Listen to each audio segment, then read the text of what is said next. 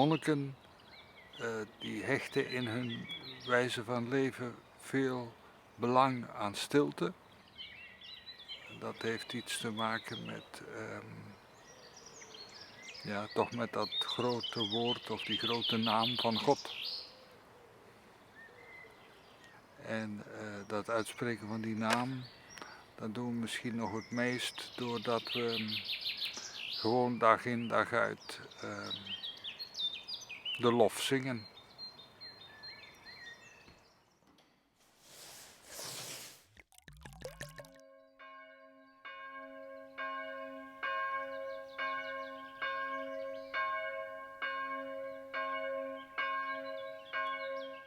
Wij zijn een Cisterciënzerabdij. De volksmond zegt vaker trappistenabdij. Onze abdij is gesticht in 1900. En wij zijn gesticht vanuit de abdij Koningshoeve in Berkel en Schot bij Tilburg.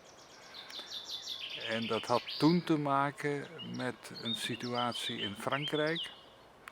Dat daar monniken dreigden uitgedreven te worden omwille van anticlericale wetten. Vandaar dat ons klooster Maria Toevlucht heet. Dus wij zijn echt gesticht als een toevluchtsoord.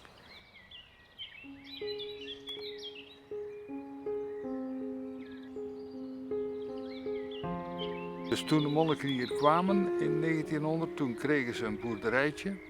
Het naam van het boerderijtje was de Kieviet met 15 hectare grond erbij. En die gronden die zijn in de loop van de jaren ontgonnen. Zodat er uiteindelijk een totaal domein van ongeveer 70 hectare rond de abdij lag. Ook in contemplatieve kloosters wordt gewerkt. Maar toch is onze dagorde zo ingericht dat de arbeid daar een wezenlijk onderdeel van is, maar niet het hoofdbestanddeel van is. Dat steeds terugkerende koorgebed en die aandacht die er naast werk en het koorgebed is voor ook persoonlijke bezinning en lezing en dergelijke. Dus die andere aspecten van ons leven, die willen wij nooit in de verdrukking zien komen. Het eigene van de kloosters die leven volgens de regel van Benedictus is dat zij toch zoveel mogelijk zelf proberen te voorzien in hun onderhoud. En wij hadden gewoon bij ons, bij de inkomsten die er zijn of waren, hadden wij nog een extra inkomstenbron nodig.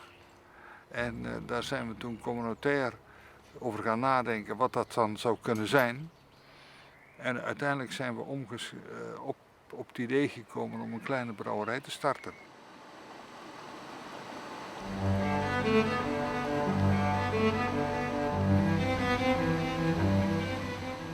Er zijn 2 broeders die in de brouwerij werken, dat ben ik en nog een andere broeder Guido. En wij brouwen zelf en we hebben altijd ondersteuning van een brouwmeester. Wij zijn met 1 bier begonnen, heel bewust, dat is een heel bewuste keuze geweest. Om vanuit de wetenschap dat we daar met iets nieuws begonnen, ervoor te kiezen, 1 bier waar we achter staan en waarvan we zeggen, jongens, dit is ons bier. Na 5 jaar zijn we zover dat we een tweede bier zijn gaan brouwen. We brouwen nu 2 bieren, 1 met 8%, met 10%. Het bier van 8%, dat is amberkleurig. Dat heeft een kruidige smaak, zeker in de nadronk. Het bier van 10% is aanmerkelijk zwaarder dus als het bier waarmee we begonnen. Dat is ook anders van kleur, dat heeft een een diep bruinrode kleur. Is misschien iets zoeter, maar heeft ook een kruidige afdronk en is zeker familie van het eerste.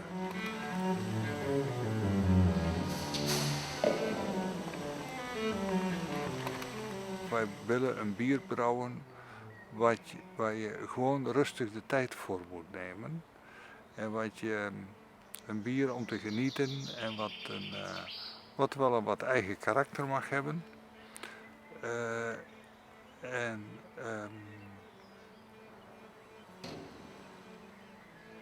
een bier ook wel wat tijd vraagt. En tijd, wij vinden dat je aan de dingen tijd mag geven. Dus ook aan het genieten van een biertje. En een zwaarder bier, daar doe je verstandig aan dat je daar de tijd voor neemt.